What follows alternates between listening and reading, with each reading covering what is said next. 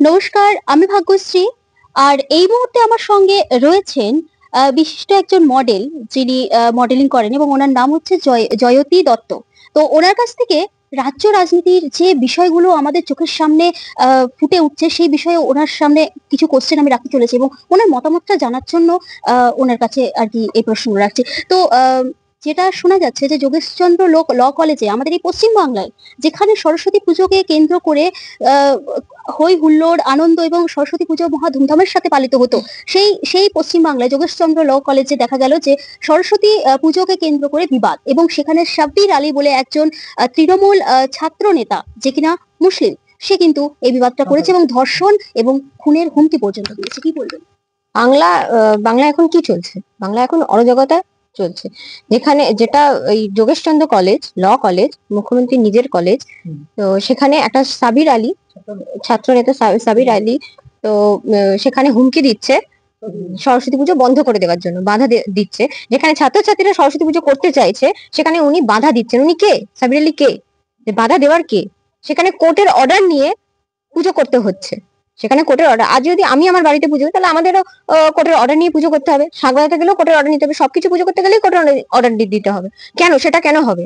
সেটা কেন হবে? তার মানে নির্যাতন করবে। গ্রেপ্তার হচ্ছে না কেন? ওনাকে অ্যারেস্ট করা উচিত, গ্রেপ্তার করা উচিত। আজ হরিয়ে দিচ্ছে, গালাগালি করছে 24 ঘন্টার মধ্যে পুজো বন্ধ করে দেওয়ার জন্য। সেখানে পুজো হওয়া সত্ত্বেও বাইরে পুলিশ পাহারা দিচ্ছে। কেন এটা হবে? কেন ওনাকে গ্রেপ্তার করা হচ্ছে না কেন? রাজ্যের পুলিশ কি করছে? রাজ্যের পুলিশ কি করছে? কেন গ্রেপ্তার করছে না তাকে? আজ একটা মেয়ে, অভয় কাণ্ডের আমি কথাটা বলছি, অভয়ের কাণ্ডের যে মেয়েটা, সে মানুষের জীবন দান করে, আমাদের অসুস্থ হলে সে মানুষের জীবনটা দান করে, তাকে কিরকম ভাবে নির্যাতন করে মার্ডার করে দেওয়া হলো। তার জন্য একজন খাচ্ছে, বাকিজন কোথায়? তাদের কেন গ্রেপ্তার করেনি? তাদের কেন যারা করেনি এর কাছ থেকে? কেন এটা হবে? রাজ্যের পুলিশ, আমাদের কি গ্যারেন্টি আছে? অন্য রাজ্যের ছেলেমেয়েরা আর দুটো তিনটে যতক্ষণ হয় স্বাধীনভাবে তারা বাড়িতে যেতে পারছে, আমাদের কি গ্যারেন্টি আছে? আমাদের দেশে আমরা তো স্বাধীন কি? আমাদের সকাল বিকেল রাত্রির কোনো কিছু নেই। আজ আমি একটা মেয়ে হয়ে বলছি, আমার কি কোনো গ্যারান্টি আছে? আমার যদি কিছু হয়, তার তার দায়টা কে নেবে? তার দায়টা কি উনি নেবেন? তার দায়টা কে নেবে?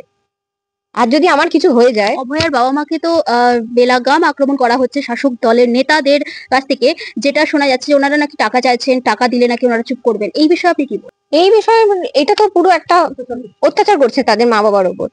মানে এইটা, কোনো অভয়া যদি এরকম যদি হয়, তার মা বাবাকে অত্যাচার, মানে কারুর কারুর মেয়েকে এরকম টাকা চেয়ে তার মা বাবার কাছে, একটা মেয়ের কি দাম টাকার? টাকার তো নয়।